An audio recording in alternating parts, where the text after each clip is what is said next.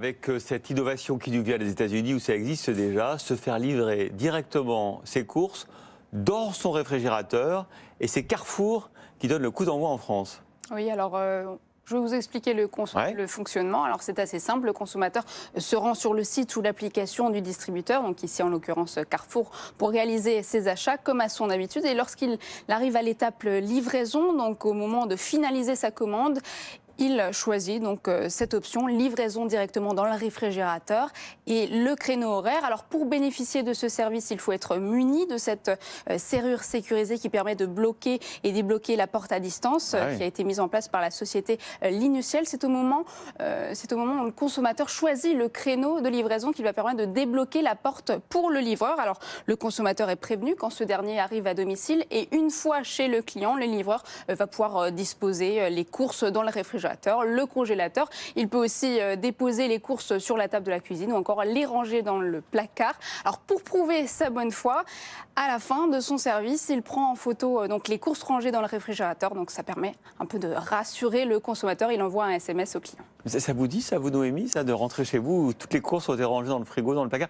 Qu'en pensent les Français d'ailleurs? Justement, il y a plusieurs inconvénients. Déjà, vous l'avez dit, on n'est pas forcément à l'aise d'avoir n'importe qui entre chez soi. Donc déjà ça, il y a des risques de vol dans la maison, l'appartement, des risques de dégradation. Autre inconvénient, c'est l'équipement. Ça demande une installation de cette serrure sécurisée. Or aujourd'hui, on ne connaît pas le coût que nécessite cette livraison. En général, les serrures sécurisées, c'est assez cher. On se situe entre 200 et 300 euros. Il y a quand même des avantages. C'est un service moins contraignant. Il n'y a pas de nécessité d'être physiquement sur place. C'est vrai que c'est le principal frein de la livraison à domicile. Et la raison pour laquelle des consommateurs ne choisissent pas la livraison à domicile, c'est ça, c'est qu'il faut être présent pour ouvrir au livreur. Et puis, autre avantage, c'est un gain de temps. On n'a plus besoin de sortir de chez soi, d'aller faire ses courses, de remplir son panier, de rentrer chez soi et puis de ranger ses courses. C'est vrai que c'est une tâche quand même assez fastidieuse chaque semaine. Alors, vous l'avez dit, il y a encore beaucoup peut-être de contraintes psychologiques. Pourquoi est-ce que Carrefour décide d'être un peu novateur dans ce domaine? L'objectif, justement, c'est de se différencier sur ce segment donc, de la livraison à domicile. C'est un marché porteur qui très premium, sans doute aussi.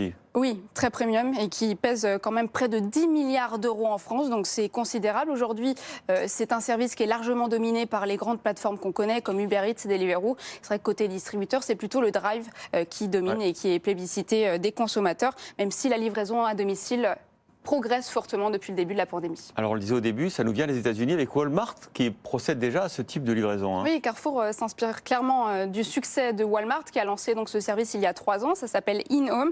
Donc là aussi, c'est un système de verrouillage de portes qui se bloque, qui se débloque et que les clients doivent autoriser. Les employés de Walmart, en revanche, ne prennent pas des photos. Ils sont équipés de caméras. Donc ça permet d'apporter la preuve de leur service et puis surtout d'éviter d'éventuels soupçons de vol ou encore de dégradation dans la maison, dans le domicile du client. Ça marche très très bien. C'est vrai qu'on peut être partagé par l'efficacité de ce service en France, mais aux États-Unis, ça cartonne. D'ailleurs, début 2022, Walmart a annoncé que ce service serait disponible auprès de 30 millions de foyers, alors qu'au début, il y avait seulement 6 millions de foyers. Donc ce sera principalement dans les grandes villes. Et puis Walmart a aussi prévu 3000 embauches, donc exclusivement dédiées à l'expansion de ce service. La prochaine étape en termes d'innovation, ce sera de rendre le réfrigérateur intelligent. C'est Amazon qui travaille dessus.